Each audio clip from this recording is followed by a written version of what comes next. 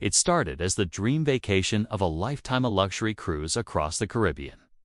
Turquoise waters, endless sunshine, and unforgettable memories. Among the passengers were 14-year-old twins, Ava and Mason, full of excitement, laughter, and curiosity. They boarded the ship with their parents, thrilled to explore every deck, try new foods, and stay up late under the stars. But 10 days in, everything changed. The twins vanished without a trace. No one saw them leave their cabin. Security footage showed nothing. The ship was searched top to bottom, but they were simply gone. Authorities launched an international investigation. News outlets covered the story non-stop. Rumors spread like wildfire. Some said they fell overboard. Others whispered about foul play. But with no evidence, no witnesses, and no answers, the case went cold, till now, 10 months later, a worn-out suitcase washed up on a quiet beach in the Bahamas. Inside were items that hadn't been seen since the cruise. Clothes, a necklace Ava always wore, and a cryptic, water-damaged note with the words, "They F my upgrade." What did it mean? Who wrote it? And most importantly, were the twins still alive? In this second part of the story, we dig deeper into the mystery, following the trail left behind and uncovering chilling details that suggest the twins' disappearance was no accident. The suitcase may be the key to unlocking what really happened that night at sea. But as new clues come to light, one question remains: who doesn't want the truth to be found?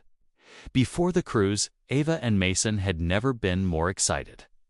It was their first time leaving the country, and their parents had splurged on a deluxe family suite to celebrate their anniversary. Everything was supposed to be perfect. But according to some other passengers, things started feeling off by the third day. The twins were seen wandering alone in restricted areas of the ship, places they weren't supposed to be. Crew members claimed they were curious, always asking questions about how the ship worked, especially the security systems and behind-the-scenes areas. One staff member even remembered Mason mentioning something strange about a secret room he thought he saw near the engine deck, but no one took it seriously. They were just kids, right? When they disappeared, the family was devastated and confused. No signs of struggle, no alarms, no one going overboard. Their cabin door showed no signs of forced entry, and their belongings were left behind. Even more chilling, their keycards were last used at 3:12 a.m. in a part of the ship that had no passenger access. And now, 10 months later, the suitcase changed everything. It wasn't just what was inside, it was where it was found. That stretch of beach was miles from any shipping routes. It was as if someone wanted it to be found. And the note inside, scrawled in red ink, almost faded from water damage. Asterisk, they F my upgrade, asterisk. What did it mean? Was it a cry for help, or a warning no one understood yet? The suitcase discovery reignited interest in the case, drawing attention from both media and private investigators. One of those investigators, Lena Morales, had worked maritime cases before, but this one felt different. The cruise line had gone silent after the initial search, offering refunds and deep sympathy, but refusing to release full security footage or internal reports. Lena started digging into the passenger manifest and ship's crew, looking for any patterns, and she found 1. A last-minute cabin upgrade had been processed for the twins' family just 48 hours before the cruise began. Oddly, the upgrade wasn't requested by their parents. It was flagged as a guest services courtesy. Lena contacted the father, James, who admitted they were surprised by the upgrade but didn't question it at the time. Who would? But after the twins vanished, that upgrade began to feel like more than a lucky break. Lena found out the room they were moved into was directly above a rarely used maintenance access hatch. That hatch connected to lower decks ones not even most of the crew used regularly. Areas where cameras didn't work or simply didn't exist. Meanwhile, a former cruise ship worker who'd seen the story online, came forward anonymously. He claimed the phrase, "F my upgrade," was slang used among staff to describe when a guest was accidentally given access to something they weren't supposed to see. Something behind the scenes, something off the books. So now the question wasn't just where the twins went, but what had they seen before they vanished? Lena pressed deeper, piecing together timelines, maps of the ship, and statements from anyone who'd talk. The more she uncovered, the more the puzzle twisted. A pattern started to form. 3 other cruise guests, on different voyages over the past 2 years, had also mysteriously disappeared after receiving similar, unrequested upgrades. Each case was quietly handled, brushed aside as personal accidents or people walking away from their lives. No headlines, no follow-ups, just silence. She tracked down a crew member who had been on duty during the twins' cruise but had since quit suddenly. His hands shook as he spoke over a crackling phone line, afraid even to say too much. He told her there were areas of the ship that were off manifest, meaning no passengers, no cameras, no logs. And sometimes, people, especially those who got too curious, were seen going in, but not out. He paused before adding, "Asterisk, some rooms aren't listed on the ship's blueprints. You think you're on the top floor, but you're not." Asterisk. Lena returned to the suitcase, examining every inch, this time noticing a small, embroidered tag sewn into the lining, room 704B. But that room didn't exist on the passenger maps. She requested the original blueprints under a Freedom of Information request through maritime law. What came back showed something chilling: a restricted access room buried deep in the lower deck. 704B. She was close. Too close. And then, just as she prepared to board the same ship now, sailing under a new name, she received an unmarked envelope. Inside was a photo of Ava, alive but not alone. The photo changed everything. Ava looked older, thinner, but unmistakably alive. Her eyes, wide and distant, seemed to plead through the faded image. Behind her stood a shadowed figure, face obscured, wearing what looked like an old cruise staff uniform.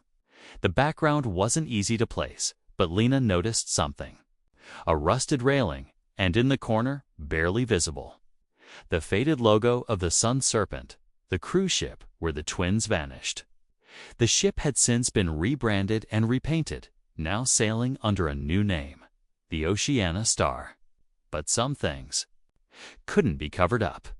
Lena's investigation took a sharp turn. If Ava was alive, where was Mason? Why send a photo now, nearly a year later? And why her?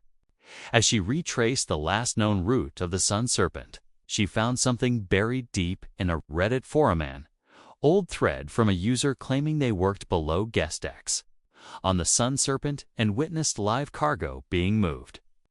During port stops, the post was quickly deleted, but not before screenshots were saved. Lena reached out to the user. No response. Days later, the account was wiped entirely.